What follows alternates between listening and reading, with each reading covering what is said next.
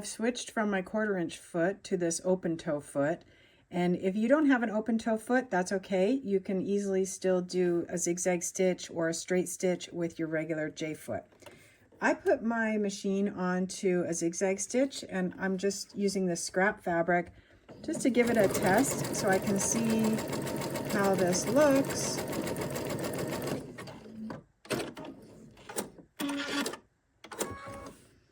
And when I bring it back here, I think, oh, I would like to shorten the stitch length. So there should be a button on your machine where you can adjust the stitch length, and I'm going to adjust mine down just a little bit.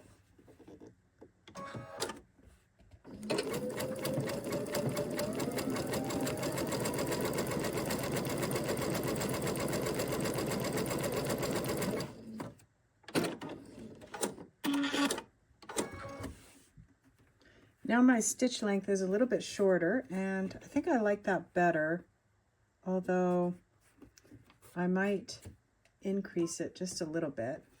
And then let me try it one more time. So this is what you do. You just go through whatever stitch you are planning on using, and then you look at how it turns out. Practice it.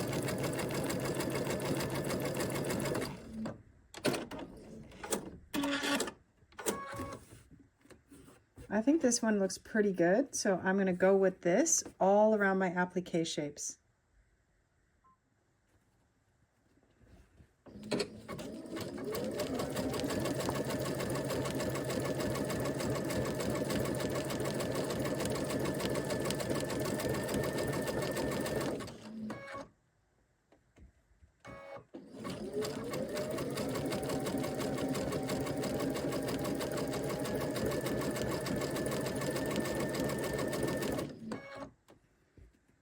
As I sew, you can see that the needle is hopping from the applique shape onto my background fabric. And so I am crossing over this side here, and that's going to really help to hold down the applique shapes.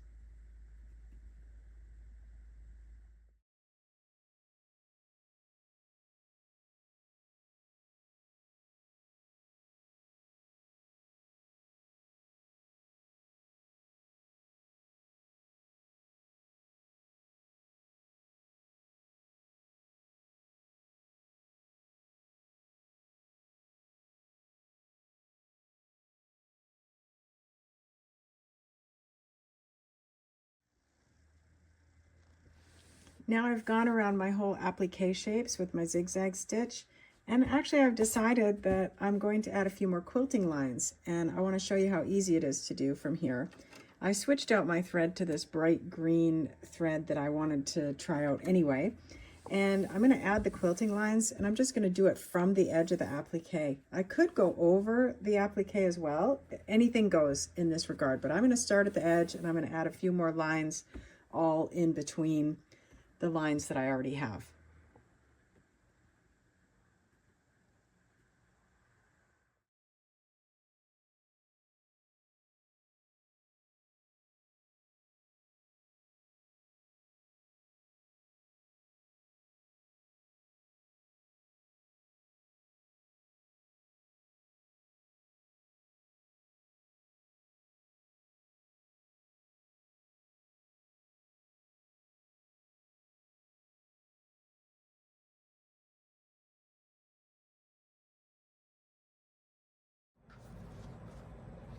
Now I'm finished my pillow top, and I added some extra quilting lines, and I did it after the fact, and it turned out great.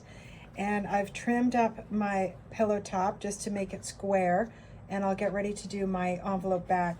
But I just wanted to show you that on this one I had done the applique first, and then I'm still practicing some free motion quilting on my domestic machine, which is a bit of an intermediate technique, but I did this all after the applique, and it worked out great. I'm just doing a very simple envelope style back for the pillow back, and I've cut 2 pieces of fabric that are the same width as my pillow, and then just slightly longer. The exact measurements are in the instructions, and I'm going to fold them over just one edge, about 1/2 inch, and then I'm going to fold it again, and then I'm going to sew right along here just to create a nice finished edge. And I'm going to do that on both pieces.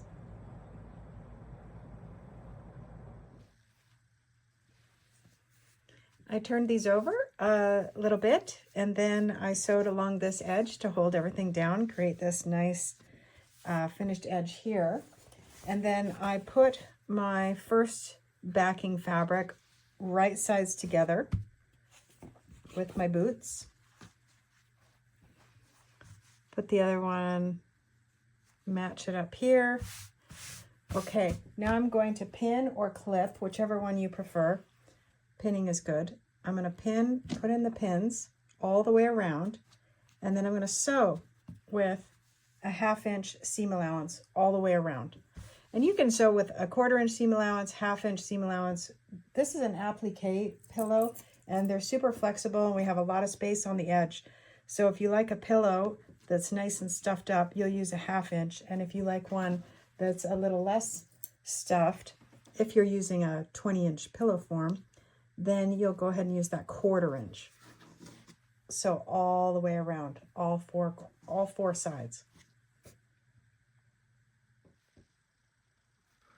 I've sewn around all 4 sides, and I'm just going to trim these corners.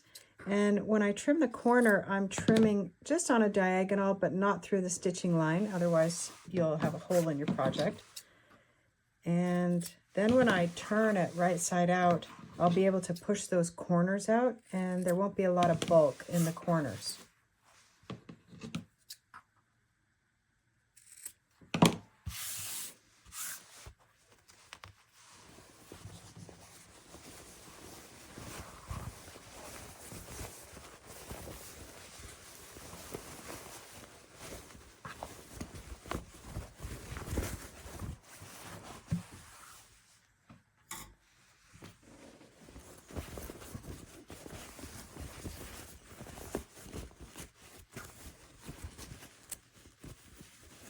You could take your corner press tool, or even a chopstick works, and just push those corners out.